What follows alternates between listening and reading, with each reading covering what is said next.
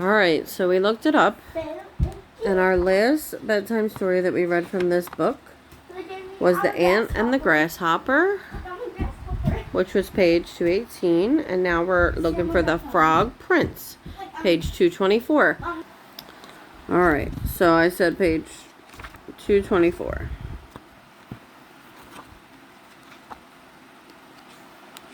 Here, why don't you turn the pages, Addie girl, so that you don't get distracted easily. Page 224, The Frog Prince. Oh yeah, I know that. There once was a princess, with a smile more dazzling than the sun. She lived with her father, the king, in a palace surrounded by thick woods.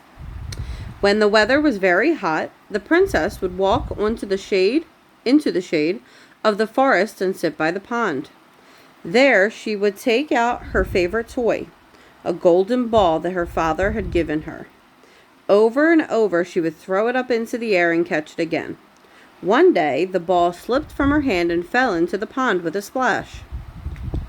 The pond was so deep that she couldn't see the bottom.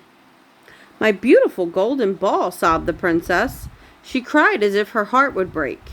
Her tears drip-dropping into the water, the princess thought her favorite toy was lost forever. An ugly speckled frog popped his head out of the water. "Why are you crying?" he asked. "I have dropped my precious golden ball into the water," she cried. "What will you give me if I fetch it back for you?" asked the frog. "You may have my jewels and pearls, even the crown on my head," sobbed the unhappy princess. "I don't need any of those things," said the frog. "If you promise to care for me and be my friend, let me share food from your plate and sleep on your pillow, then I will bring back your golden ball." "I promise," said the princess. But she didn't really mean it. As the frog swam down into the murky water, she thought, "He's only a silly old frog. I won't have to do any of those things." When the frog swam back up with the ball, she snatched it from him and ran all the way back to the palace. Uh-oh. Can you turn the page for me? Yes. Thank you. That evening, the princess was having dinner with her family when there was a knock at the door. "Princess, let me in," called a croaky voice. I can't do a croaky voice. When the princess went to open the door, she was horrified to find the speckled frog was sitting in a puddle of water. She slammed the door and hurried back to the table. "Why do you look so frightened?" asked the king. "Was it a witch?" "No, father, it was a frog," replied the princess. "What does a frog want with you?" asked the puzzled king. The princess told her father all about losing the ball and the promise that she had made to the frog. "Princesses always keep their promises, my dear," insisted the king. "Let the frog in and make him welcome." The princess did as she was told. As soon as the frog hopped through the door, he asked to be lifted up onto the princess's plate so that he could share her food. Ew, there's a frog on her plate. When the frog saw the look of disgust in the princess's face, he sang, "Princess, princess, fair and sweet, you made a special vow to be my friend and share your food, so don't forget it now." The king was annoyed to see his daughter acting so rudely. "This frog helped you when you were in trouble," he said.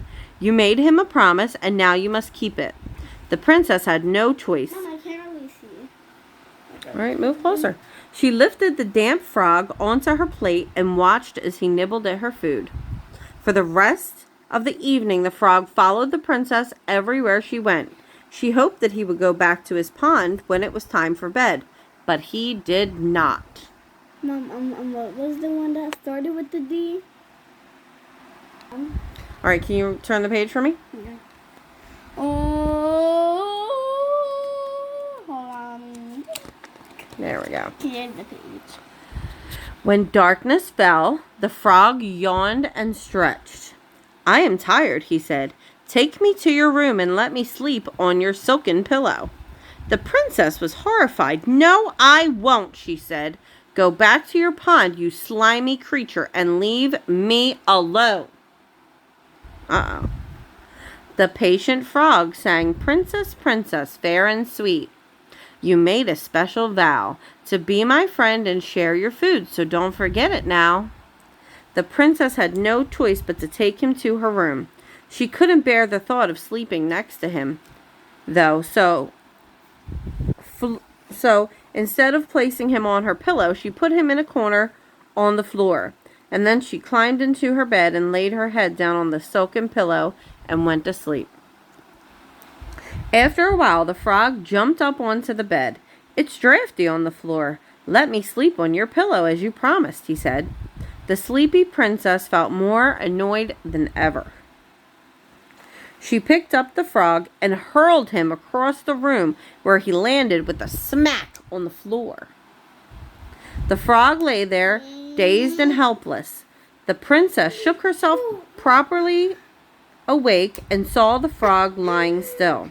She was suddenly filled with pity. She couldn't bear the thought that she might have hurt the poor thing. "Oh, you poor darling," she cried, and she picked him up and kissed him. Addie, pay attention. This is important now. This is the last page of the story. The frog transformed into a handsome young prince. Why? Why did he transform into a prince? I don't know. Because she kissed him. Ah. "Sweet princess," he cried, "I was bewitched, and your tender kiss has broken the curse."